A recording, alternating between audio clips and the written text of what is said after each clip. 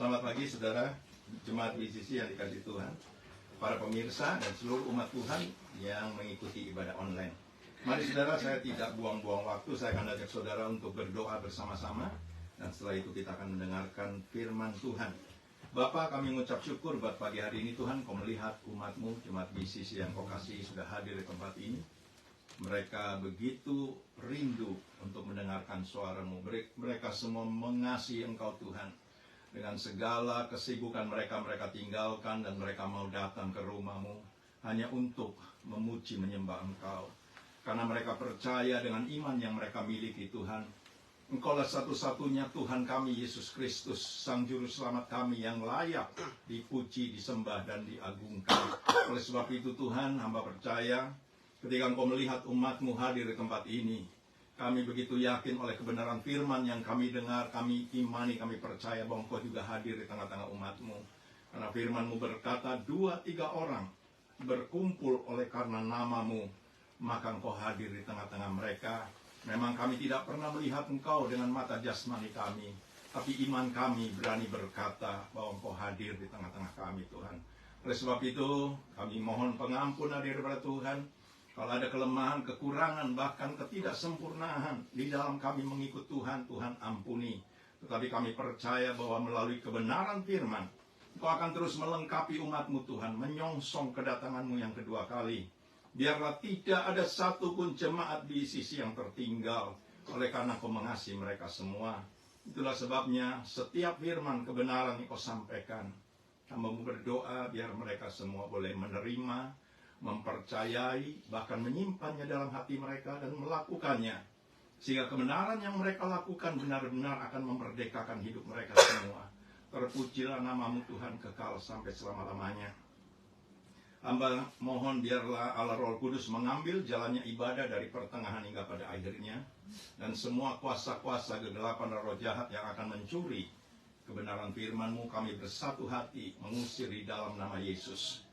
Biarlah melalui Allah Roh Kudus yang akan menolong kami, memberikan kepada kami pengertian, memberikan kepada kami hikmat, sehingga setiap firman Tuhan yang Kau sampaikan melalui mulut lidah hamba-Mu, boleh kami tangkap, boleh kami mengerti, boleh kami lakukan.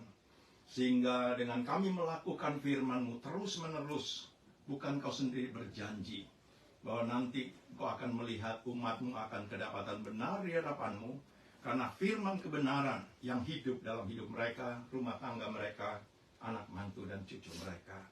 Terpujilah nama-Mu kekal sampai selama-lamanya. Hamba menyerahkan hidup hamba-Mu Tuhan yang Kau percayakan untuk menyampaikan kebenaran firman-Mu. Urapi hamba-Mu, berikan hikmat pengertian, agar setiap firman yang hamba-Mu sampaikan bukan berasal dari pikiran hamba-Mu Tuhan, tetapi firman-Mu sendiri merupakan satu kebenaran yang umat-Mu akan dengar dan akan tangkap dan akan lakukan, sehingga mereka juga akhirnya boleh kedapatan benar di hadapan Tuhan. Terpujilah nama-Mu kekal sampai selama-lamanya. Di dalam nama Tuhan Yesus, hamba-Mu sudah berdoa dan mengucap syukur, dan semua kita yang akan dilawat diberkati oleh Tuhan. Mari sama-sama katakan amin. Selamat pagi saudaraku, puji nama Tuhan. Hari-hari ini kita sudah masuk di bulan Desember. Saya yakin dan percaya banyak anak-anak Tuhan merasa bahagia karena bulan ini merupakan bulan di mana setiap orang mempersiapkan ya yang namanya kelahiran Yesus Kristus ya sebagai Sang Juru Selamat. Dan saya begitu yakin saudara, kita semua tidak ada yang tertinggal bahwa ada sukacita yang luar biasa. Ya, kita semua tahu bahwa kedatangannya itu merupakan satu visi misi yang dia terima dari Bapaknya, bahwa dia harus bisa turun ke dalam dunia, mengambil rupa seorang manusia, dan menjadi sama seperti kita. Dan kita yakin bahwa dia tidak bisa disebut Sang Juru Selamat kalau dia tidak merasakan bagaimana kita ini menjalani hidup di dunia. Itulah sebabnya dia mau turun ke dalam dunia, dia mengambil rupa seperti saudara dan saya, dan dia mau merendahkan dirinya sampai, kata firman Tuhan, dia mau mati di atas kayu salib. Itulah sebabnya kita percaya bahwa dia adalah Sang Juru Selamat karena dia mengalami apa yang saudara dan saya alami. Oleh sebab itu ketika dia menerima ini visi misi dari Bapaknya, dia begitu setia ya sampai dia selesaikan semua tugas tanggung jawab yang dia terima dari Bapaknya. Tapi bagi kita, sebagai anak-anaknya, kita harus sadar bahwa kita tidak hanya terus dibuai dengan kelahiran Yesus sebagai seorang bayi. Tetapi kita percaya, kita yakin bahwa dia bukan bayi lagi. Itu 2000 tahun yang lalu. Tapi perjuangan kita, gereja Tuhan, anak-anak Tuhan, kita harus yakin bahwa dia ini adalah raja dari segala raja. Kita tidak anggap dia sebagai seorang bayi yang terus hidup di dalam palungan. Tetapi kita sadar, kita mau. Ya, dan saudara dan saya merindukan bahwa dia itu benar-benar hidup dalam hidup saya, rumah tangga saya, anak mantu cucu saya sebagai raja di atas segala raja. Beda. Kalau kita menganggap dia sebagai bayi yang kudus, ya, mungkin kita berkata anak raja. Ya, seringkali kita tidak sadar bahwa kalau kita menganggap Yesus masih tetap sebagai bayi, kita bisa atur. Tetapi kalau kita benar-benar yakin bahwa dia adalah raja di atas segala raja yang mau berdaulat dalam hidupku, maka kita harus menghormati dan memberikan hak sepenuhnya untuk dia bisa memimpin hidup kita, rumah tangga kita, bahkan gerejanya di hari-hari terakhir ini. Oleh sebab itu saya begitu yakin saudara semua yang sudah percaya menerima Yesus sebagai Tuhan dan Juru Selamat, sadar benar bahwa memang dia adalah Sang Juru Selamat kita. Ya, dia sudah melaksanakan tugas yang dia terima dari Bapaknya.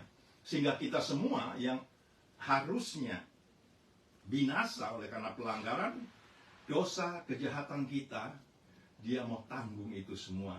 Dan ini menjadi satu kebenaran yang harus terus hidup di dalam hidup kita setiap hari. Sehingga di dalam kita menjalani hidup, dunia akan melihat bahwa apa yang Tuhan mau supaya kita bisa menjadi terang dunia, menjadi garam dunia, itu bisa dilihat dan bisa dirasakan oleh banyak orang. Dan saya begitu yakin itulah kerinduan Sang Juru Selamat kita untuk dia membuktikan bahwa dia sanggup menyelamatkan saudara dan saya sebagai umatnya yang mau terima dia sebagai Tuhan dan Juru Selamat. Puji nama Tuhan, pada pagi hari ini saya ingin menyampaikan, ya, kalau kita tadi sudah mendengar dan dia punya visi dan misi dari Bapaknya, dan sekarang kita harus juga bisa menangkap bahwa keselamatan itu ditawarkan kepada setiap umat manusia. Tidak ada yang terkecuali, apapun sukunya, latar belakangnya, bangsanya. Kita harus yakin bahwa Tuhan datang untuk manusia. Oleh sebab itu pada pagi hari ini saya ingin menyampaikan tema, ya, kalau kita sudah menyelesaikan, ya, tema di minggu-minggu yang lalu tentang iman, hari ini saya percaya Tuhan ingin berbicara tentang keselamatan. Bagaimana sih caranya? Kita ini benar-benar yakin, percaya bahwa dia sudah lahir 2000 tahun yang lalu, dia turun ke dalam dunia, ya toh. Dia mau mengangkat setiap kuk yang saudara dan saya pikul, yaitu kuk perhambaan, ya, kuk penindasan, ya, banyak sekali masalah demi masalah yang ditanggung oleh manusia. Dan kita semua percaya bahwa dia tanggung itu semua. Dan kita harus yakin bahwa ketika Tuhan tanggung itu semua, jangan sampai kita masih merasakan bahwa aku masih terus memikul ini beban-beban, ya, yang Tuhan sudah angkat itu semua, sudah tanggung di atas kayu salib, tapi kita masih dicengkram oleh rasa ketakutan bahwa itu kan cuma cerita, tapi aku ini masih susah hidupku, masih begini, masih begini. Saudaraku, percayalah, kalau kita bisa menangkap setiap apa yang Tuhan sampaikan, kita bisa menikmatinya. Bahwa Tuhan itu tidak pernah berdusta, tidak pernah ngomong manis-manis seperti manusia, tetapi kita yakin bahwa setiap perkataannya itu pasti akan digenapi.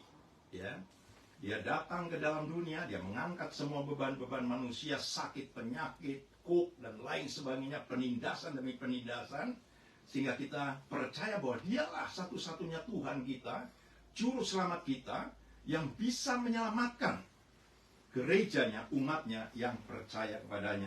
Puji nama Tuhan, saudaraku. Pada pagi hari ini saya akan ajak saudara bagaimana.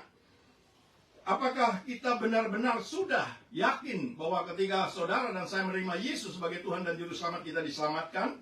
Kita mau belajar supaya kita tidak asal saja, ya, percaya dan kita tidak bisa menangkap apa yang Tuhan katakan.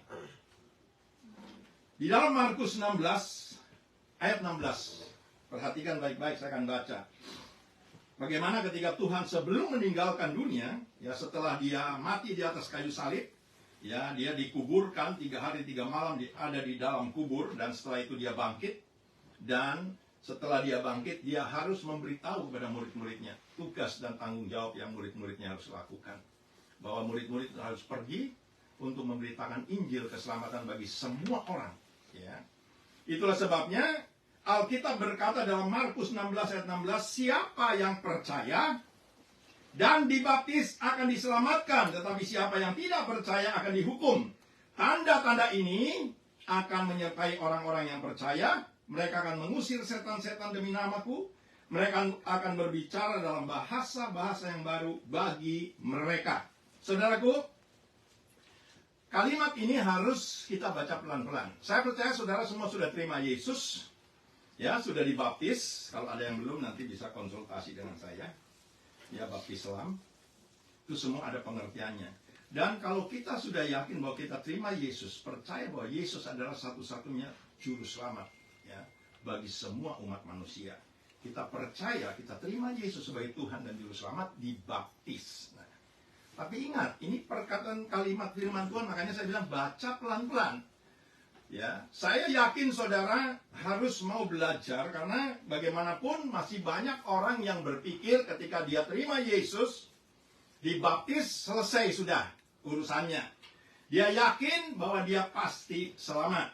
Ya, padahal firman Tuhan berkata, barang siapa, ya, perhatikan, siapa yang percaya. Kalau saudara imanin, saudara sudah percaya, puji Tuhan, dan dibaptis, saudara sudah terima baptisan. Nah, kalimat selanjutnya ada kata akan. Ini yang harus kadang-kadang disadari. Jadi tidak langsung saudara terima Yesus, dibaptis, pasti selamat. Tidak. Akan diselamatkan. Nah, kata akan ini pasti ada tugas tanggung jawab yang Tuhan berikan kepada gerejanya, yaitu saudara dan saya. Ya.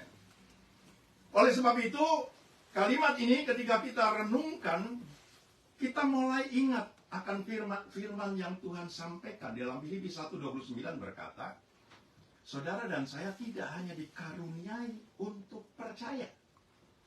Jadi berarti kalau saudara sudah percaya Yesus sebagai Tuhan dan Juru Selamat, dibaptis, ingat, jangan punya pikiran, udah pasti selamat, terus tidak ngapa-ngapain.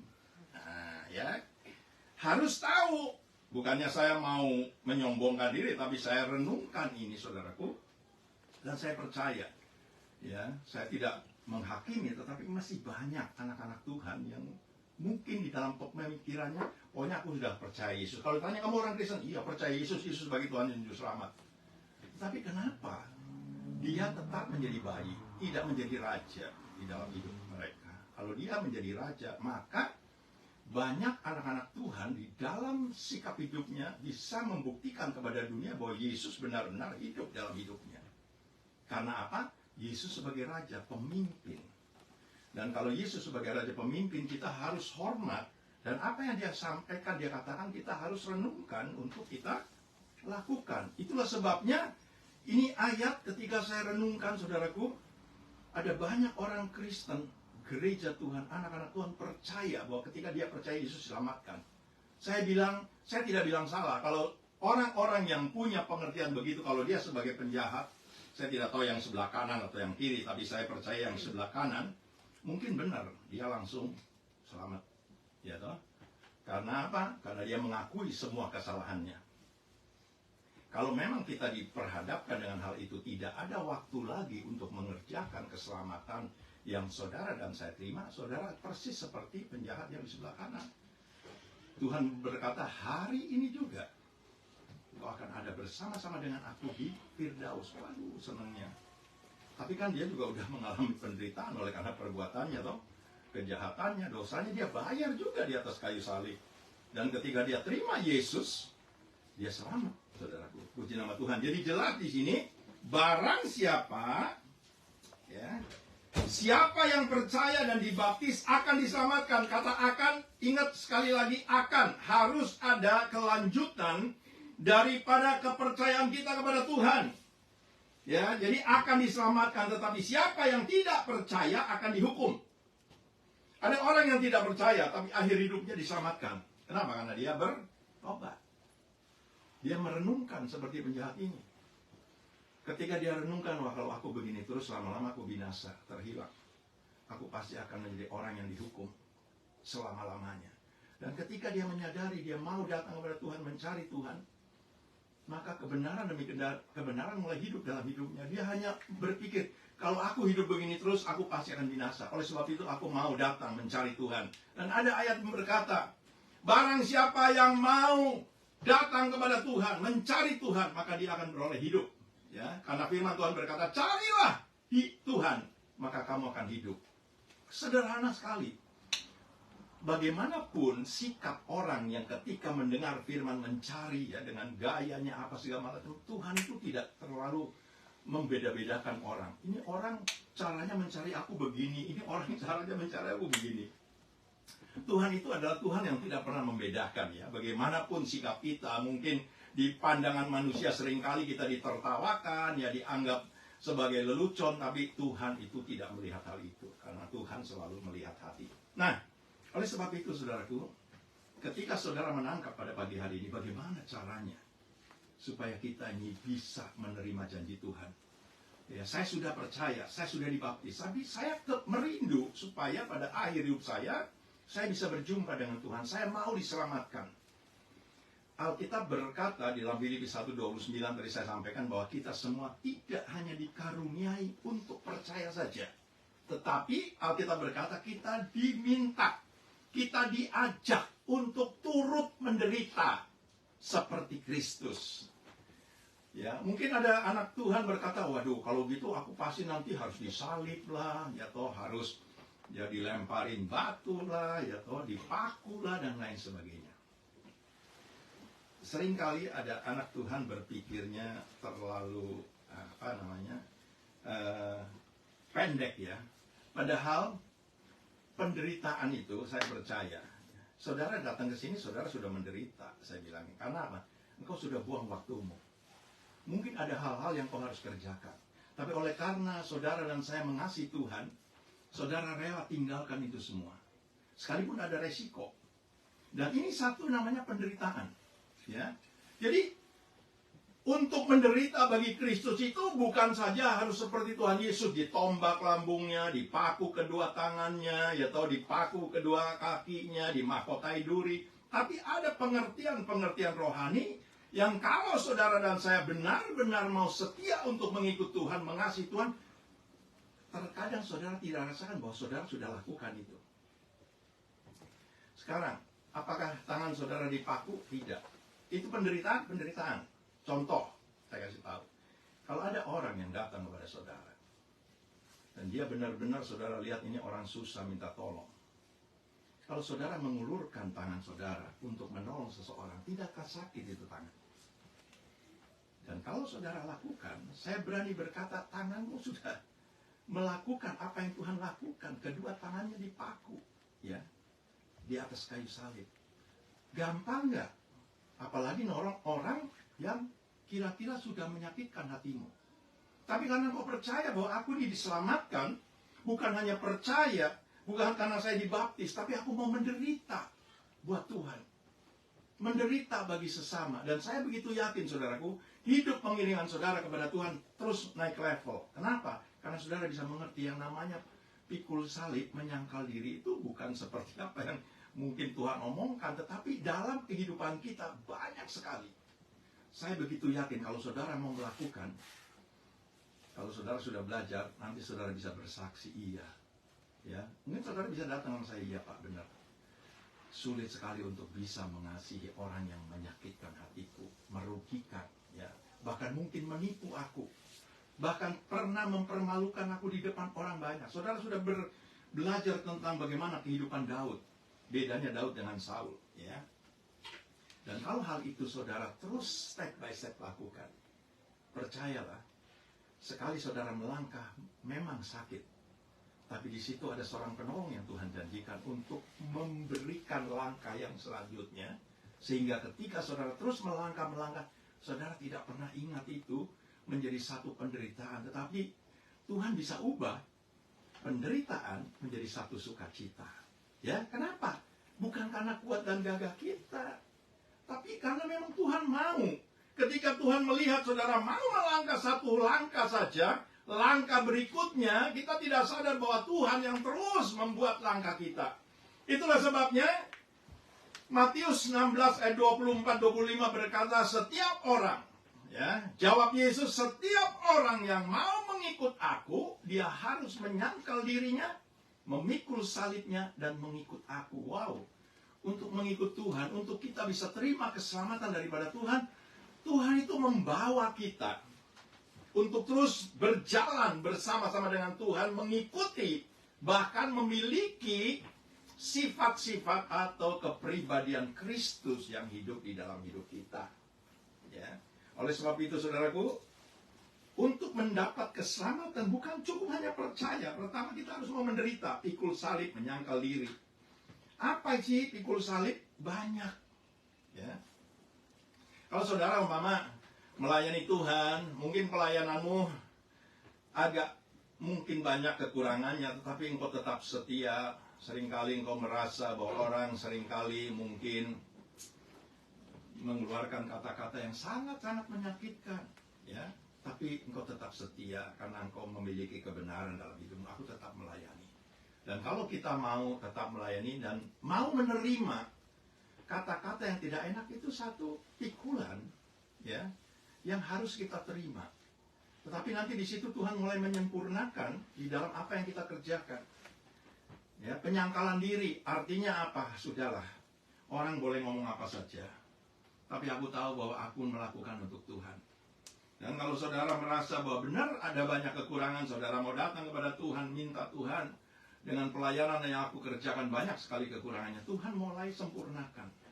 Ya, karena Tuhan itu bukan Allah yang sebagai patung, tapi Dia Allah yang mendengar, Allah yang menjawab, dan Allah yang akan mengubah kehidupan setiap umatnya ketika Dia mau sungguh-sungguh, ya, melayani Tuhan, mau berkorban, mau menyangkal diri, mau memikul salib. Sehingga kehidupan kita, saudaraku, saya percaya ada banyak juga anak Tuhan yang mengalami ketika pertama dia melakukan, memang berat. Tetapi pada saat dia terus melangkah, dia melangkah. Ketika ditanya orang, dia bisa menjawab. Apakah kamu merasa bahwa ketika kamu melayani Tuhan, kamu berkorban, kamu merasa rugi, kamu merasa nggak enak? Pertama mungkin nggak enak. Tapi lama-lama Tuhan bisa ubah itu. Ya toh? Ada banyak kebenaran yang saya percaya saudara tahu. Yang tadinya tidak enak, tapi karena saudara mau lakukan dengan setia untuk Tuhan, bukan untuk manusia, Tuhan bisa ubah itu menjadi satu hal yang membahagiakan. Ada satu sukacita di mana kita mau terus melakukan. Bahkan saudara pasti akan minta, Tuhan tambahkan lagi Tuhan, yang lebih besar lagi. Karena Tuhan juga pernah berjanji, ya, kalau apa yang kamu lihat aku kerjakan, kalau kamu percaya, kamu akan lebih mengerjakan hal-hal yang lebih besar yang aku telah kerjakan. Itu janji Tuhan. Dan kalau kita merindu, ya, itu satu perjuangan tentunya. Saya begitu yakin saudara akan punya satu rasa bahwa aduh, benar-benar orang mungkin melihat, kok mau-maunya kamu ini begini. Tapi saudara bilang, soalnya kamu nggak ngerasain, aku rasakan bahwa ada sukacita, ada damai sejahtera yang aku alami ketika aku mau melakukan ini. Bukan aku mencari pujian, tapi kita merindu mencari pujian dari Tuhan, ya. Karena ada firman berkata, bukan orang yang dipuji yang tahan uji, tapi orang yang dipuji Tuhan, dia yang tahan uji. Puji nama Tuhan. Saudara sudah mendengar, belajar bagaimana yang namanya, ya, Matius 15 ayat 13 berkata, Yesus berkata, setiap tanaman yang tidak ditanam oleh Bapakku di sorga akan tercabut sampai ke akar-akarnya. Apakah kalimat ini ada hubungannya dengan keselamatan? Ada. Ya, karena di Markus dikatakan, siapa yang percaya dan dibaptis akan diselamatkan. Kata akan berarti ada kelanjutan ketika saudara percaya, menerima Yesus sebagai Tuhan dan Juru Selamat, dan dibaptis, ya. Di Islam itu saudara mungkin banyak belajar baptisan. Kenapa orang Kristen harus dibaptis Islam? Karena di situ ada penanggalan hidup yang lama, ya, dikuburkan di dalam air. Dan ketika keluar dari dalam air, saudara melihat kehidupan yang baru, bersama dengan Tuhan. Nah, ketika ini ayat kita renungkan, dan saya percaya saudara sudah dengar ini ya, tentang tanaman. Ketika Tuhan Yesus melihat kehidupan saudara sudah percaya Yesus, sudah dibaptis, dia bilang akan diselamatkan. Ketika saudara dan saya mengikuti perintah Tuhan, apakah kita tidak percaya bahwa kita ini milik Tuhan? Ya, ketika saudara melakukan perintah Tuhan, ingat, saya berani katakan bahwa mata Bapa, mata Yesus melihat bahwa saudara ini miliknya. Karena apa? Karena saudara mau melakukan perintah-perintahnya. Nah, di Matius 15 ayat 13, ini ada satu kaitan dengan keselamatan.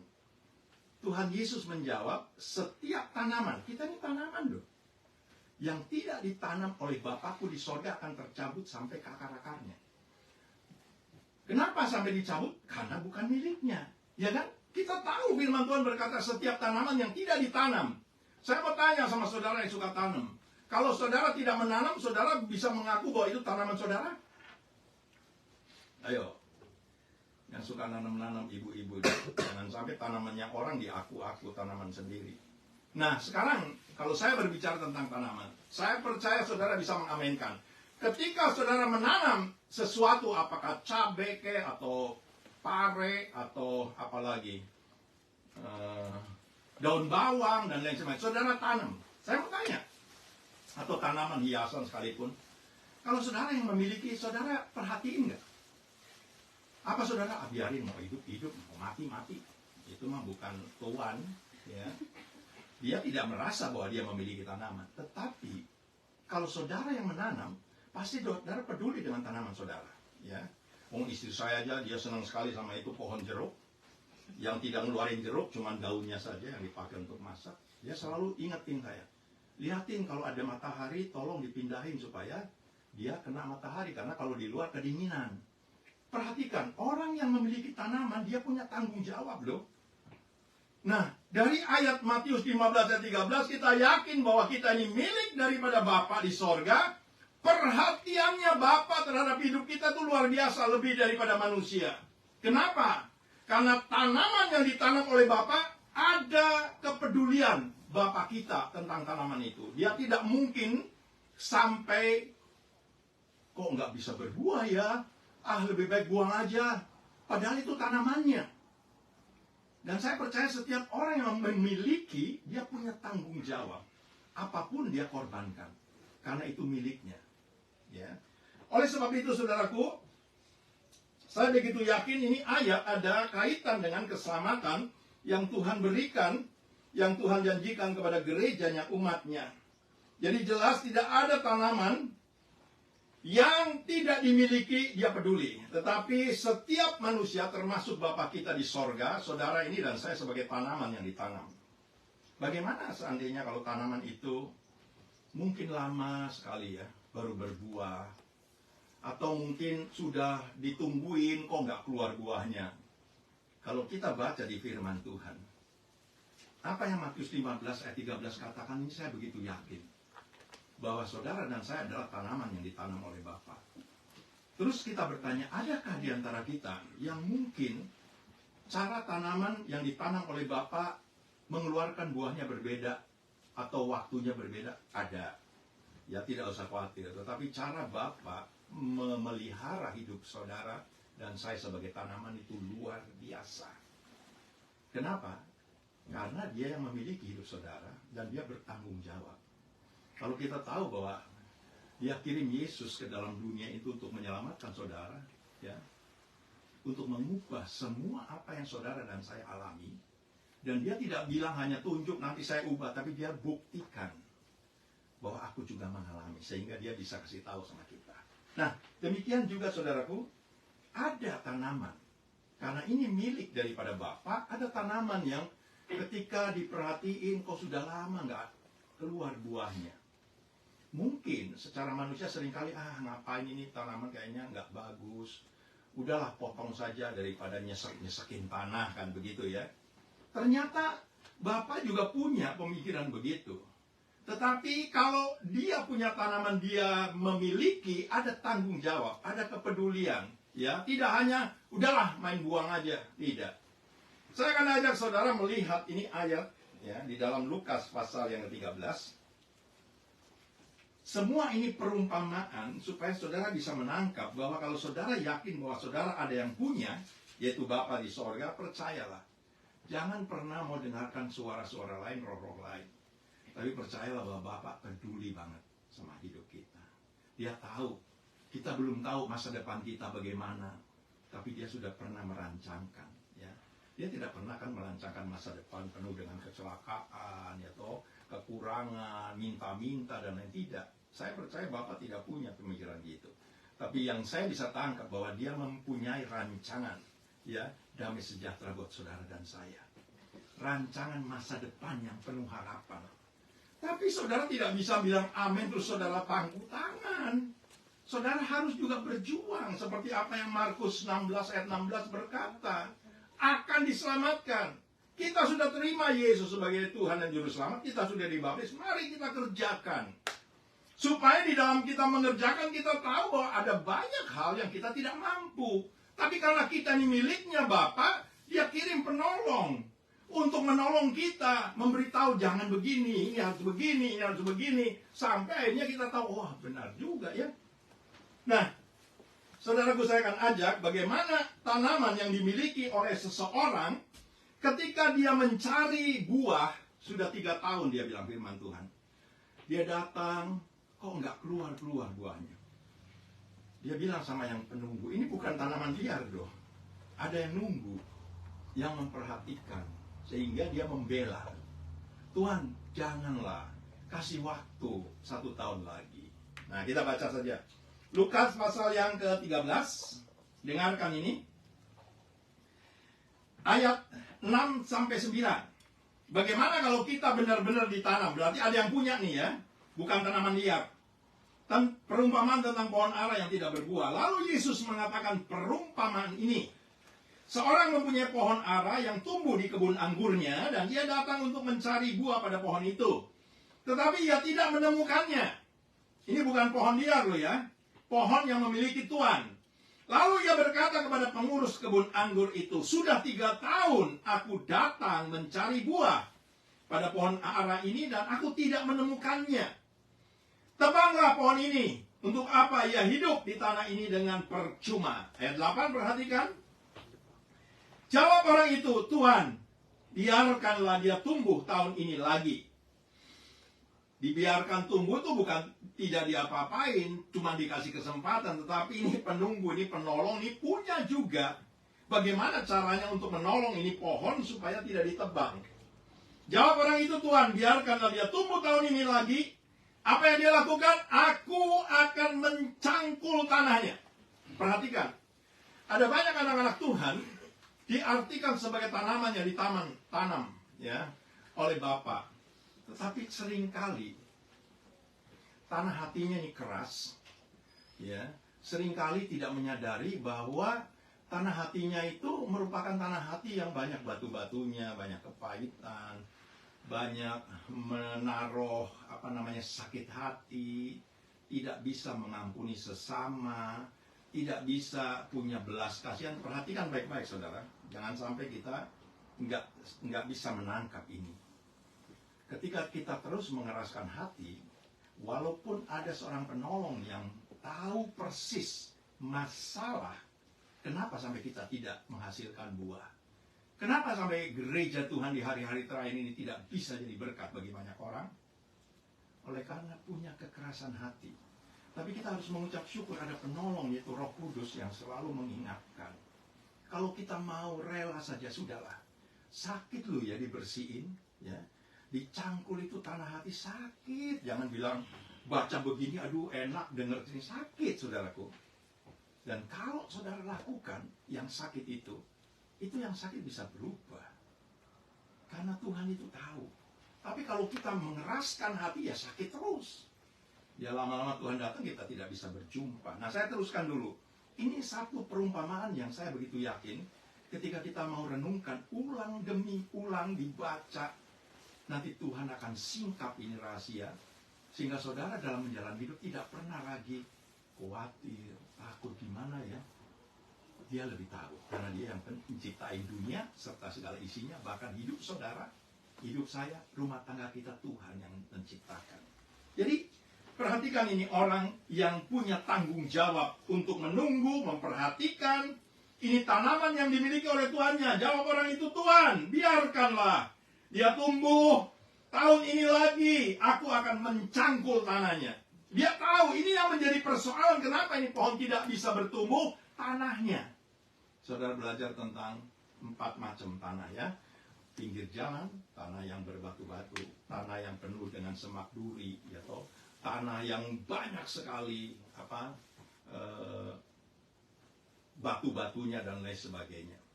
Tapi ada tanah yang namanya tanah yang subur. Ya begitu ditaburi benih, itu bertumbuh dan berbuah. Ada yang 30 kali lipat, 60, 100 kali lipat. Dan ini penunggu tahu persis, ini 3 tahun, pasti ada sesuatu. Tidak mungkin tidak ada sesuatu. Dan saya begitu yakin kalau kita mau menerima ini kebenaran dan mau mengoreksi tanpa melihat ya kehidupan orang lain, tapi kita mau bawa hidup kita di hadapan Tuhan, merendahkan dan mulai kita bilang, Tuhan, lihatlah, ya mungkin ada sesuatu yang aku tidak bisa tahu. Kenapa hidupku sampai begini? Kita tidak usah cari kambing hitam menyalahkan orang, tapi lebih baik kalau kita datang kepada Tuhan, merendahkan diri dan minta ampun. Saya percaya pengampunan Tuhan tidak pernah ditunda. Ya, karena Tuhan tidak mau. Kita tahu, ya harus tahu persis bahwa Dia datang ini untuk apa? Untuk menghukum kita atau mau menyelamatkan kita. Kalau kita tahu bahwa kedatangan Yesus yang kita rayakan sekarang sebagai kelahirannya, Dia punya visi dan misi. Tidak ada satupun manusia yang Dia mau lihat hilang, binasa. Tapi Dia mau supaya setiap orang mau terima Yesus sebagai Tuhan dan Juru Selamat dan diselamatkan. Kalau kita bisa tangkap ini, kita mulai punya satu kebenaran bahwa Tuhan itu nggak pernah jahat.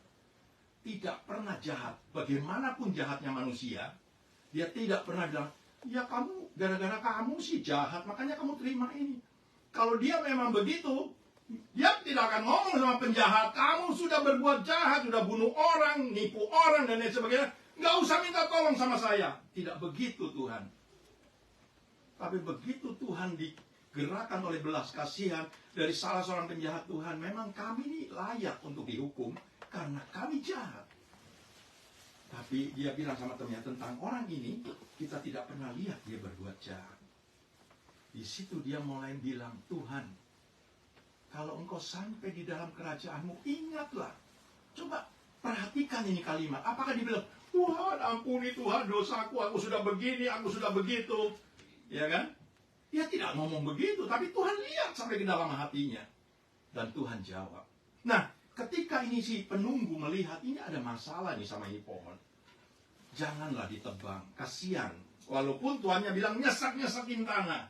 Tidak ada gunanya, lebih baik tebang. Tetapi firman Tuhan berkata, Tuhan, biarkanlah dia tumbuh tahun ini lagi. Aku akan mencangkul tanahnya sekelilingnya. Jadi bukan hanya satu tempat, sekelilingnya dicangkul.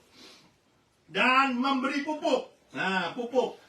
Ya, kalau pohon tidak diberi pupuk juga pertumbuhannya agak lambat ya. Apalagi menghasilkan buah. Jadi perlu dicangkul tanah hatinya. Perlu dikasih pupuk. Apa itu pupuk? Firman Tuhan itu merupakan pupuk loh yang luar biasa. Ya, firman Tuhan bisa mengubah segala-galanya. Firman-Mu berkuasa untuk bisa menumbuhkan hidup kita sebagai sebuah tanaman. Di samping dicangkul tanahnya di sekelilingnya, dikasih pupuk, dan lagi biasanya apa? Disiramin. Ini pohon tidak hanya dapat air dari air hujan saja. Tetapi saya begitu yakin ini penunggu ketika dia mencangkul tanah sekelilingnya, memberi pupuk, dan dia sirami. Ya. Yang Alkitab berkata, memberi pupuk kepadanya, mungkin tahun depan ia berbuah. Jika tidak, tebanglah. Kita bisa tangkap nggak ini firman bahwa Tuhan selalu kasih kesempatan? Kalau saudara suka nyanyi, sering dengarkan bahwa hidup ini adalah kesempatan. Ya, kalau saudara yakin bahwa hidup ini adalah kesempatan, janganlah sia-siakan kesempatan yang Tuhan berikan. Ya, mari. Saya begitu yakin kalau kita mau merendahkan diri di hadapan Tuhan, Tuhan itu adalah Allah yang penuh pengampunan. Ya, Dia tidak lihat umatnya, gerejanya, anak-anaknya yang datang sama Tuhan, dia bilang, kan aku sudah kasih kesempatan. Ya, kamu begini, kamu begini. Tidak. Setiap kali orang datang kepada Tuhan, kita harus tahu firman Tuhan bilang, selalu kita baca hatinya digerakkan oleh belas kasihan. Kalau satu kalimat ini saudara tangkap, saudara simpan, Tuhan itu bukan seperti apa yang kita bayangkan terhadap manusia ya. Walaupun dia pernah menjadi manusia, dia pernah hidup seperti saudara dan saya. Tapi dia punya karakter tidak seperti karakter manusia. Ya, makanya Efesus, ya, Filipi berkata, hendaklah dalam hidupmu bersama, ya, jangan sampai hanya memikirkan dirimu sendiri, pikirkan orang lain.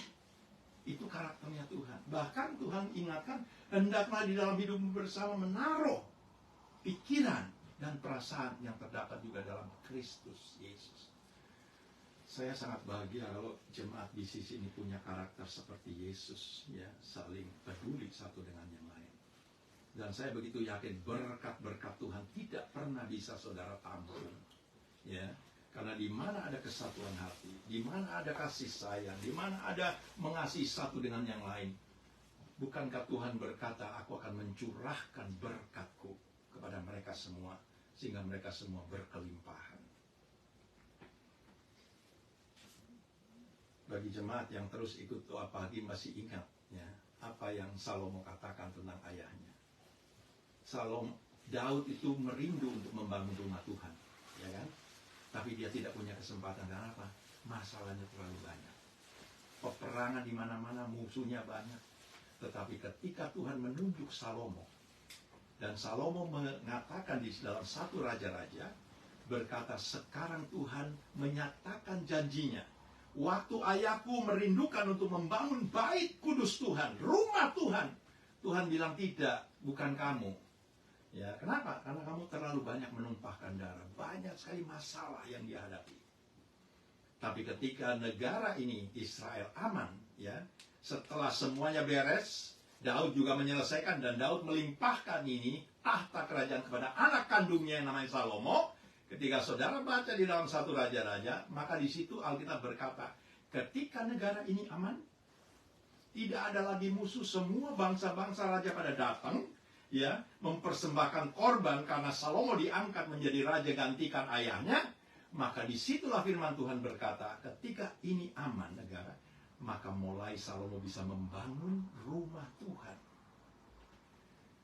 Saya percaya saudara, kalau saudara punya kerinduan, apapun yang saudara ingin lakukan, saudara harus perhatikan, kalau masalah terlalu banyak, biasanya ini masalah menjadi batu sandungan untuk kita bisa membuktikan apa yang kita rindukan dari Tuhan. Tapi kalau masalah ini mulai Tuhan bereskan, aman, ya, ada damai sejahtera, ada sukacita, maka disitulah muncul, ya, janji-janji Tuhan yang Tuhan mulai genapi dalam kehidupan umatnya, hamba-hambanya. Puji nama Tuhan. Jadi saudaraku, ini satu yang kita bisa tangkap, bahwa kalau kita sebagai tanaman yang punya pemilik, gak perlu takut. Dia tahu persis bagaimana dia harus bisa membuat hidup saudara sebagai tanaman bisa menghasilkan buah. Ya, asal kita mau juga dengan segala kerendahan hati menyerahkan, silahkan Tuhan. Engkau mau berbuat apa dalam hidupku, aku percaya, walaupun memang sakit, tetapi pada akhir daripada semua rencanamu akan digenapi. Ya. Puji nama Tuhan. Jadi tanaman itu kalau punya Tuhan pasti diperhatikan, dipelihara, dicangkul, bahkan akhirnya diberi pupuk sehingga dia bisa menghasilkan buah. Ya, sebentar kita akan masuk dalam perjamuan kudus. Saya akan ajak saudara untuk membaca beberapa ayat sebagai ayat yang terakhir. Matius pasal 3. Saya akan baca ayat 1 sampai 12. Ya, bagaimana keselamatan yang Tuhan berikan, dan ketika orang meresponi dan dia terus mau mengerjakan, ya, keselamatan yang dia terima daripada Tuhan, dan hasilnya di luar biasa. Matius 3 ayat 1 sampai 12 berkata begini, pada waktu itu tampillah Yohanes Pembaptis di padang gurun Yudea dan memberitakan, bertobatlah sebab kerajaan sorga sudah dekat.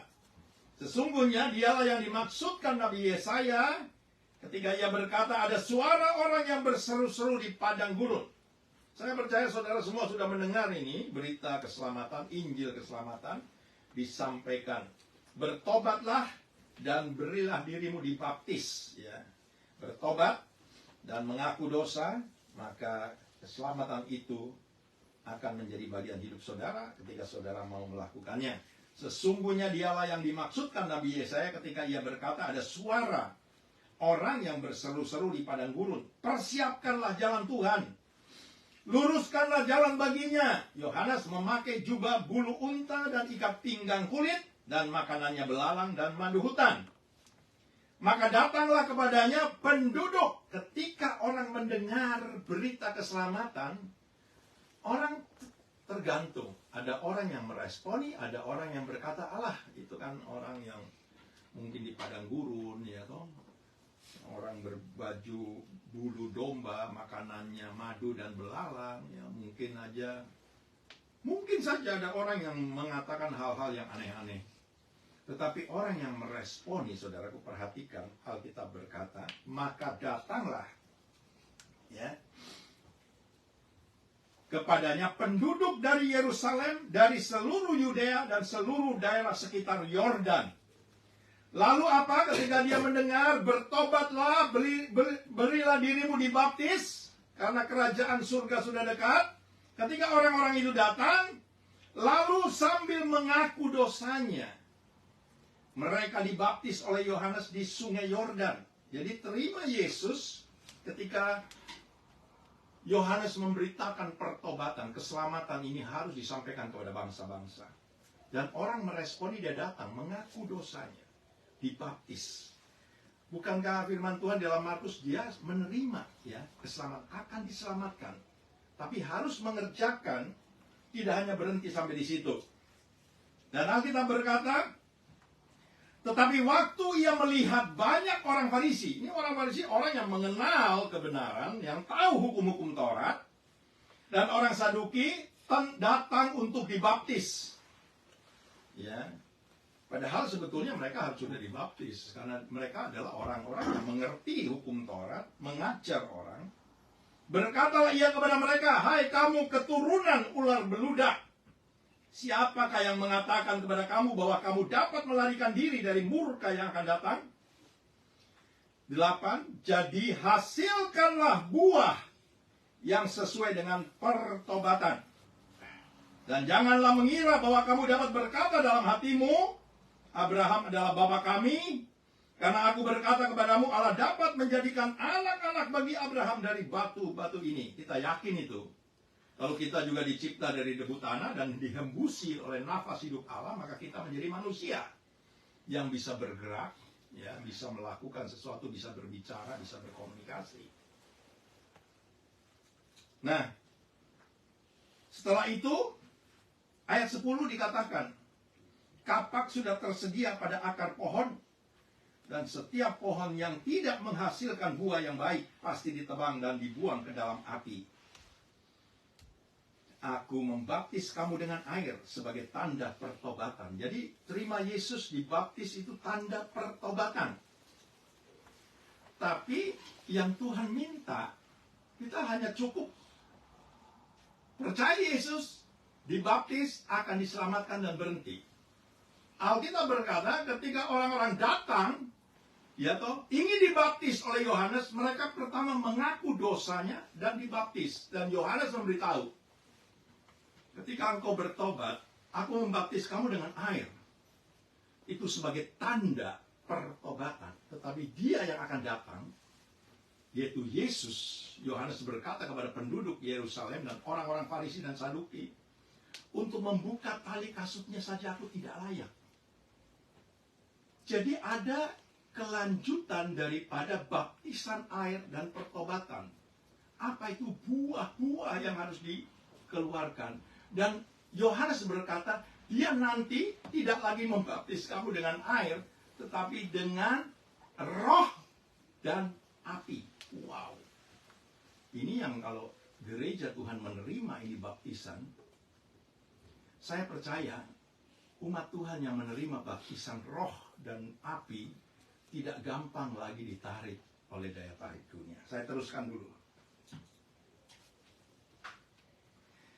Tetapi waktu ia melihat orang Farisi dan orang Saduki datang untuk dibaptis, berkata ia kepada mereka, saya ulangi ini, hai kamu keturunan ular beludak, siapakah yang mengatakan kepada kamu bahwa kamu dapat melarikan diri dari murka yang akan datang? Jadi apa? Hasilkanlah, usahakan. Kita bukan hanya tanaman yang ditanam dan dipelihara yang punya Tuhan, tapi kita berjuang untuk bisa menghasilkan buah. Buah apa? Alkitab berkata, jadi hasilkanlah buah yang sesuai dengan pertobatan. Dan janganlah mengira bahwa kamu dapat berkata dalam hatimu, Abraham bapa kami, karena aku berkata kepadamu, Allah dapat menjadikan anak-anak bagi Abraham dari batu-batu ini. Kapak sudah tersedia pada akar pohon, dan setiap pohon yang tidak menghasilkan buah yang baik pasti ditebang dan dibuang ke dalam api. Aku membaptis kamu dengan air sebagai tanda pertobatan. Tetapi ia, siapa itu ya? Yesus, yang hari-hari ini dirayakan kelahirannya, yang datang kemudian daripadaku, lebih berkuasa daripadaku, dan aku tidak layak melepaskan kasutnya. Ia akan membaptis kamu dengan Roh Kudus. Nah, sekalipun masih banyak orang yang tidak percaya kepada Roh Kudus, ya, malu untuk berbahasa, malu untuk menyembah, ya, lebih senang dengan ibadah secara rutinitas, lebih senang dengan ibadah yang diatur begitu kelihatannya baik. Tapi saya mengingatkan, buat apa kita ibadah? Ya, tidak pernah absen. Tapi ibadah ini sebagai ibadah yang sudah diatur, ya, bukan dituntun, tapi diatur dengan aturan-aturan manusia. Maukah kita kalau kita beribadah tapi kita tidak pernah merasakan bahwa Dia hadir di tengah-tengah kita? Ya, saya sangat-sangat selalu minta, buat apa sebetulnya kalau kita ini ibadah mungkin setiap saat, atau setiap hari Minggu, Sabtu, dan lain sebagainya, setiap acara ibadah, saudara dan saya bisa hadir. Tapi kalau saudara tidak pernah merasakan bahwa Dia hadir di tengah-tengah kita, saudara harus tahu jawabannya, kita pulang dengan kosong. Kita percaya Yesus Sang Juru Selamat. Tapi kalau kita setiap ibadah, kita pakai aturan kita, tapi tidak pernah mengundang Dia untuk berdaulat di dalam ibadah yang saudara dan saya lakukan, akhirnya Dia juga tidak bisa berbuat apa-apa. Karena apa? Karena Dia tahu bahwa terlalu banyak di dalam kehidupan kita hati yang keras, ya, banyak batu-batunya. Apalagi kita mau ambil tubuh dan darah Kristus. Apa yang Tuhan katakan? Kalau ada sesuatu dalam hatimu, mendingan tinggalinlah, bereskan dulu, baru kembali untuk makan daging dan darah anak manusia, tubuh dan darah Kristus. Supaya apa? Supaya kebenaran ini bisa hidup dalam hidup kita. Sehingga di dalam kita menjalani hidup, saudaraku, percayalah, tidak terlalu berat. Karena ada seorang penolong yang berjanji. Dia bilang apa? Jangan takut anakku, aku akan menyertai kamu sampai aku datang kembali. Dan kalau kita bisa menangkap itu, saya begitu yakin apa yang kita persoalkan dalam menjalani hidup, ya, apakah kita berpikir gimana ya nanti kalau aku nggak punya rumah untuk tinggal, gimana ya kalau aku nggak punya pekerjaan, gimana ya kalau aku nggak punya duit untuk makan. Kita harus punya pikiran bahwa Dia tahu segala-galanya. Dia menciptakan dunia serta segala isinya, bahkan hidup saudara Dia ciptain. Dari ayat ini saja kita sudah bisa menangkap, kalau saudara dan saya sebagai tanaman yang dimiliki oleh Bapa, apakah kita takut kita tidak dapat air hujan, tidak ada yang nyiramin, tidak ada yang memupukin, tidak ada yang mencangkul tanahnya? Dia tahu persis ketika saudara melambat untuk menghasilkan buah, Dia tahu bagaimana caranya untuk menyelesaikan ini. Karena apa? Dia tidak mau sebetulnya menebang apa yang menjadi miliknya. Tetapi kalau kita mengeraskan hati dan kita tidak bisa tangkap apa yang Dia katakan, akhirnya kita juga akan menyesal dan kita akan menyalahkan orang. Kenapa? Kenapa aku begini? Kenapa aku begitu? Padahal Tuhan tidak pernah mengungkit itu. Masalahnya seringkali hati kita begitu keras sehingga kita tidak bisa ditaburi oleh kebenaran firman Tuhan. Jadi cara Tuhan untuk membuat hidup kita sebagai tanaman atau pohon yang bisa berbuah, itu harus diberi pupuk, dicangkul, tanah-tanah yang banyak batu-batunya dibersihkan. Bahkan Yohanes 15 berkata, kalau kita sebagai ranting-ranting yang menghasilkan buah, ada ranting yang tidak berbuah, tidak dibiarkan. Kenapa? Kenapa sampai ranting yang tidak berbuah dipotong? Karena kalau tidak dipotong mengganggu ranting-ranting yang lain. Itulah sebabnya Yohanes 15, setiap ranting yang berbuah dibersihkannya. Tapi setiap ranting yang tidak berbuah tidak dibiarkan, karena mengganggu. Makanya firman Tuhan bilang dipotong, supaya ranting yang dibersihkan makin banyak berbuah. Ranting yang tidak berbuah dipotong supaya tidak ganggu yang lain. Oleh sebab itu, pada pagi hari ini saya begitu yakin dan percaya cara Tuhan ini luar biasa untuk kita bisa menerima keselamatan. Tidak hanya cukup percaya, dibaptis, tapi mari kita mau bilang sama Tuhan, pakai hidup saya Tuhan. Aku tidak mau ini nanti selesai hidupku, ya. Aku tahu bahwa hidup manusia itu 70 tahun. Kalau bisa lebih 80, ada bonus.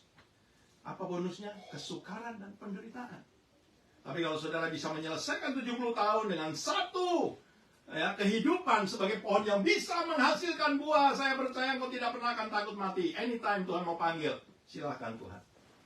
Karena engkau yang menentukan hidup kami.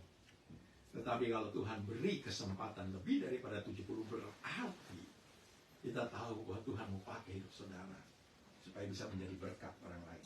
Ya, yang terakhir, aku membaptis kamu dengan air sebagai tanda pertobatan. Tetapi ia yang datang kemudian lebih berkuasa daripada aku, dan aku tidak layak melepaskan kasutnya. Ia akan membaptis kamu dengan Roh Kudus dan dengan api. Ya, alat penampi sudah di tangannya. Ia akan membersihkan tempat pengirikan dan mengumpulkan gandumnya ke dalam lumbung. Tetapi debu jerami itu akan dibakarnya dalam api yang tidak terpadamkan. Ya, jadi berbahagialah setiap umat Tuhan yang bisa menghasilkan buah. Ya. Tentunya pertama buah-buah pertobatan. Dan setelah itu saya percaya Tuhan akan tambahkan, hidup kita akan menjadi berkat bagi banyak orang. Sehingga apa? Bukan kita yang kepengen dipuji, tetapi Tuhan ingin melalui hidup saudara, jemaat di sisi, nama Tuhan bisa dipermuliakan. Oleh sebab itu saudaraku, dengan firman yang Tuhan sudah sampaikan, mari kita berjuang. Ya. Jangan pernah menyerah. Saudara sudah belajar tentang iman merupakan satu pertandingan. Saudara harus berlari terus. Mungkin tiap-tiap orang beda-beda waktunya. Ya, ada orang yang sudah menunggu, berjuang selama 38 tahun baru dia bisa menghasilkan ya sebagai pemenang. Dan itu bukan hasil usahanya.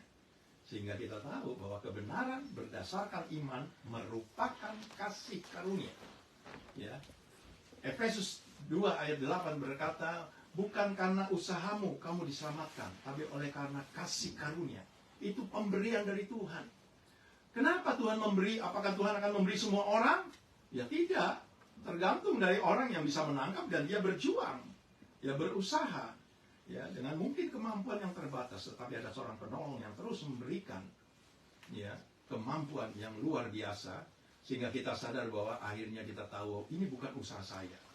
Tapi ada yang namanya Roh Kudus yang Tuhan janjikan untuk menolong hidup kita semua. Puji nama Tuhan saudaraku, mari kita mau bangkit berdiri. Kita akan nyanyikan satu pujian.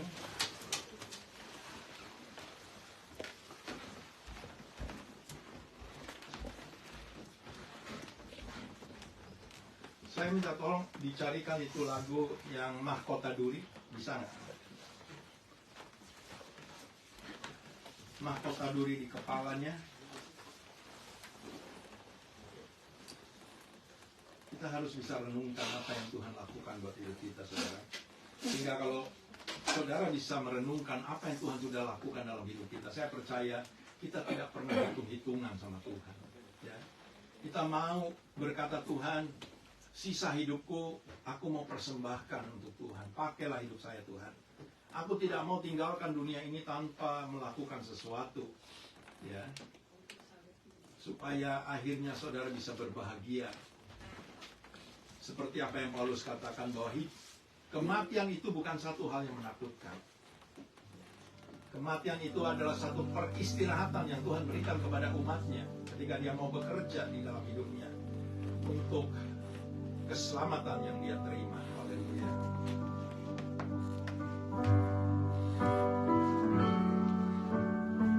Saudara ikutin aja kalau bisa cari di situ ya, mahkota duri supaya menembus pikiran, ya, pikiran-pikiran yang mungkin tidak berkenan dengan Tuhan, mari kita lepaskan. Minta supaya dicangkul, dibersihkan, diberikan pupuk, supaya hidup kita benar-benar menjadi berkat. Sama-sama nyanyikan. Haleluya. Mahkota duri di kepalaku, menembus pikiranku. Tanganmu berubah aku, menembus perbuatanku. Bilur di sekujur, bilur di sekujur tubuhmu, menyembuhkan sakitku. Ombak menusuk lambungmu, mentahirkan hatiku. Begitu besar kasih-Mu padaku, hingga Kau pilih jalan salibmu, pengorbananmu selamatkan hidupku. Terima kasih untuk salibmu. Saudaraku, ini lagu, ini satu kebenaran ya. Saya begitu yakin kalau saudara punya masalah, apakah masalah dalam pekerjaan, masalah dalam keluarga, masalah dalam sesama, ketika saudara merenungkan ini atau bisa menyanyikan ini lagu, saya percaya air matamu akan tercurah. Bahwa kenapa aku bisa mengeraskan hati untuk melaksanakan atau melakukan perbuatan-perbuatan untuk bisa berkata aku puas kalau aku bisa balas si A, si B yang sudah menyakitkan hatiku. Tapi saya begitu yakin kalau saudara nyanyikan ini lagu, Roh Kudus mulai berbicara. Dia akan berkata memang sakit, ya. Dagingmu sakit, hatimu sakit. Tetapi ketika kau menaikkan lagu ini, kau ingat bahwa Tuhan lebih sakit.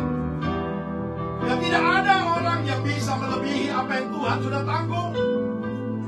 Dan dia bisa buktikan bahwa semua aku tanggung di atas kayu salib, supaya kita tidak lagi melakukan apa yang menjadi keinginan hati kita, pikiran kita.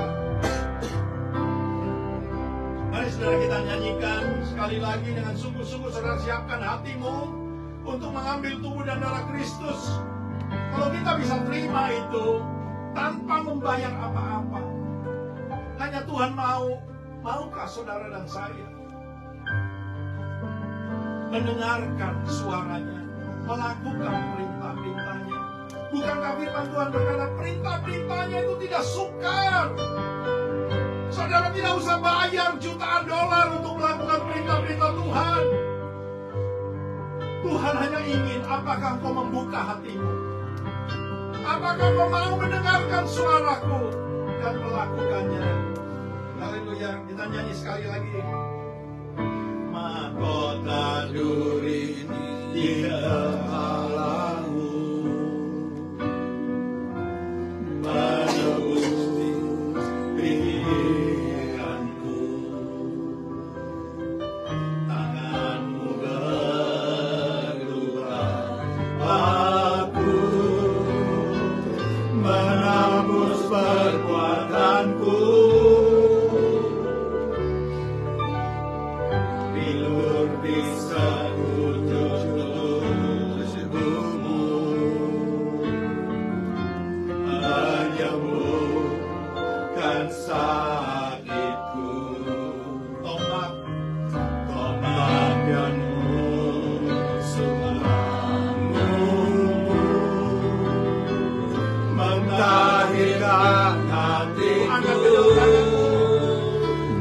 begitu besar kasih-Mu padaku, tak memilih jalan salib-Mu, pengorbanan-Mu, selamatkan hidupku. Terima kasih untuk salib-Mu, begitu besar kasih-Mu padaku, hingga Kau pilih jalan salib-Mu, pengorbanan-Mu, selamatkan hidupku. Terima kasih untuk salib-Mu. Saudaraku yang Tuhan kasihi, coba kita renungkan, adakah saudara pernah alami atau temui ketika saudara berbuat salah, ketika saudara menyakitkan hati sesama, merugikan, bahkan mempermalukan hidup mereka di depan orang banyak, dan saudara pernah mendengar tentang orang itu, dia berkata, "Aku mengasihi kamu." Saya percaya tidak pernah dalam kehidupan ini kita melihat atau menemui seorang pribadi yang demikian. Tapi saya mau beritahu, ada seorang pribadi yang saudara dan saya tidak pernah lihat, namanya Yesus. Dia berkata demikian, "Anakku, aku mengasihi kamu dengan kasih yang sempurna. Aku tidak pernah memperhitungkan segala pelanggaranmu, dosa-dosamu, kejahatanmu. Hanya Tuhan minta, maukah kau terima aku sebagai Tuhan dan Juru Selamatmu? Maukah kau melakukan perintah-perintahku agar hidupmu tidak binasa?" Dan kalau saudara renungkan, saya percaya di dalam kau menjalani hidup, tidak ada yang sukar bagi Tuhan. Karena Dia berjanji, Dia sudah membuktikan. Dan saya berani berkata karena saya juga sudah mengalami betapa banyaknya kebaikan Tuhan dalam hidup kita semua.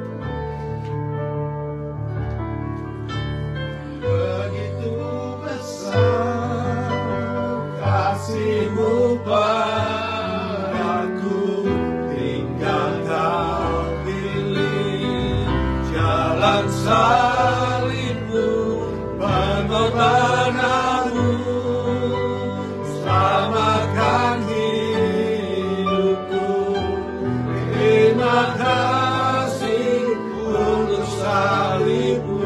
Dijalankan, dibagikan, dinyanyikan terus. Begitu besar kasih-Mu padaku, hingga Kau pilih jalan salib-Mu, pengorbanan-Mu, selamatkan hidupku. Terima kasih untuk salib-Mu. Terus nyanyikan lagu ini. Begitu besar kasih-Mu, tidak ada duanya. Di dalam dunia ini, di kolong-kolong langit, tidak pernah kami mendapatkan kasih seperti kasih-Mu. Selamatkan hidupku. Terima kasih untuk salib-Mu. Katakan dengan segenap suara, begitu besar kasih-Mu padaku, hingga Kau pilih jalan salib-Mu, pengorbanan-Mu, selamatkan hidupku. Terima kasih untuk salib-Mu. Katakan sekali lagi, begitu besar kasih-Mu padaku, hingga Kau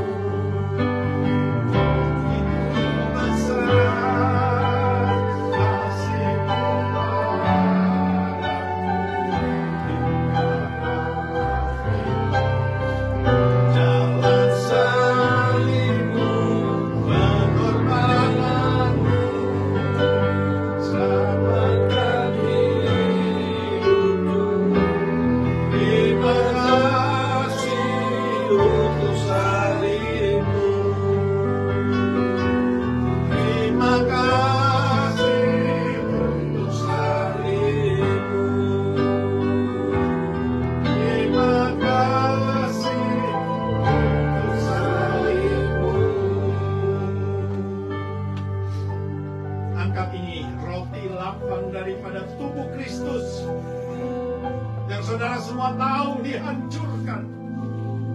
Tanpa ada salah, tanpa ada dosa. Tapi dia pilih. Oleh karena dia mengasihi saudara dan saya. Dan kita tahu tidak ada manusia yang mau lakukan ini. Untuk orang yang jahat. Tetapi kita punya seorang juru selamat yang punya pribadi yang luar biasa. Itulah sebabnya kita hadir di tempat ini, karena kita percaya bahwa dia hadir.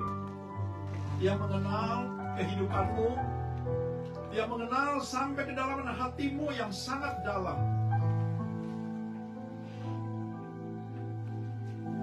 Kalau kita mengasihi dia, Tuhan hanya minta lakukanlah perintah-perintah-Ku.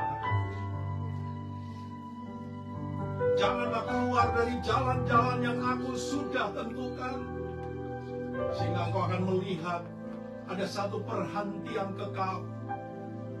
Apabila kita bisa mencapai garis akhir, karena Tuhan yang berjanji.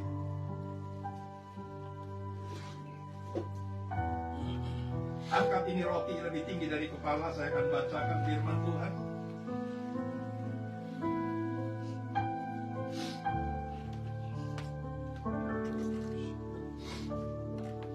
Sebab apa yang telah Kuteruskan kepadamu, telah Aku terima dari Tuhan, yaitu bahwa Tuhan Yesus pada malam waktu yang diserahkan mengambil roti.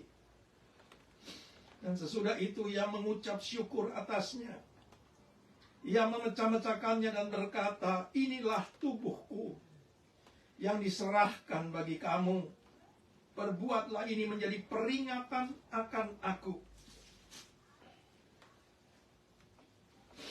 Bukankah roti yang kita pecah-pecahkan adalah persekutuan dengan tubuh Kristus? Amin. Mari kita makan di dalam nama Tuhan Yesus Kristus.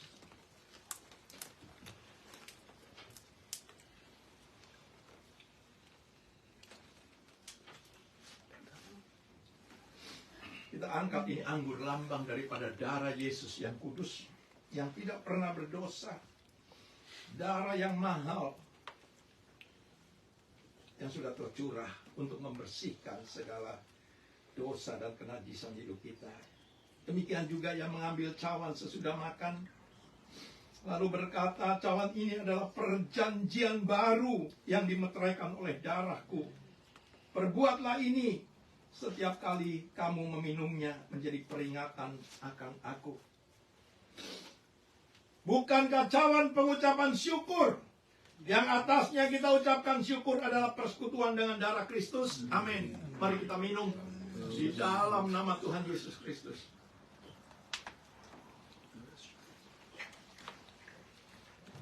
Mari saudara kita berdoa menyembah.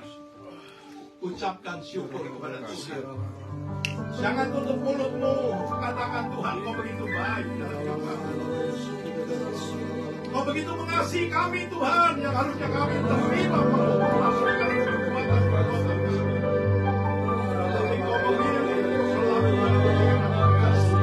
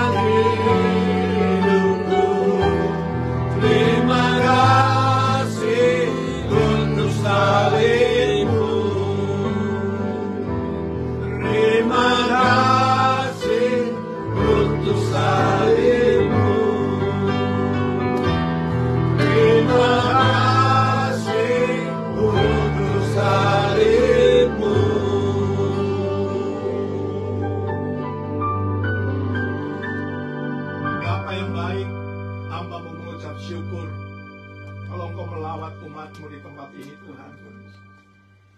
Engkau yang memiliki mereka, Engkau yang bertanggung jawab atas hidup kami, Tuhan, karena tidak ada manusia yang mau bertanggung jawab atas hidup kami. Tapi kami yakin dan percaya bahwa Engkau sudah menyampaikan firman-Mu.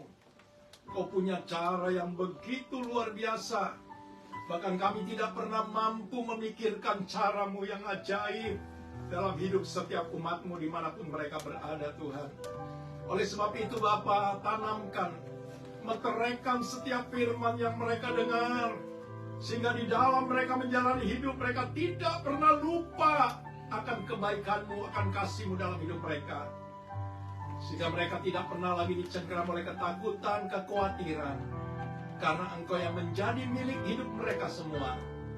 Bahkan Engkau sudah membayar hutang-hutang kami, Tuhan, hutang-hutang dosa, pelanggaran-pelanggaran kami di atas kayu salib. Oleh sebab itu, kami bangga punya Tuhan seperti Engkau. Terima kasih Tuhan, terima kasih. Saudara-saudaraku, jemaat BCC yang dikasih Tuhan, para pemirsa dan seluruh umat Tuhan yang mengikuti ibadah online ini, angkatlah kedua tanganmu.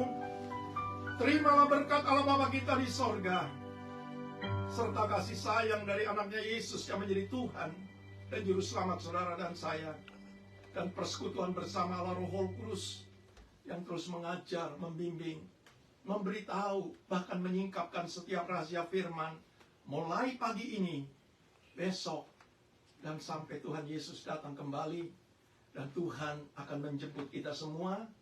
Tuhan akan membawa kita untuk masuk ke dalam kerajaan yang mulia, dan di sanalah kita akan tinggal bersama-sama dengan Tuhan sampai selama-lamanya. Semua kita yang sudah dilawat, diberkati oleh Tuhan, mari sama-sama katakan amin. Amin. Amin. Amin. Shalom saudara. Selamat hari Minggu. Tuhan memberkati kita semua. Selamat berfellowship.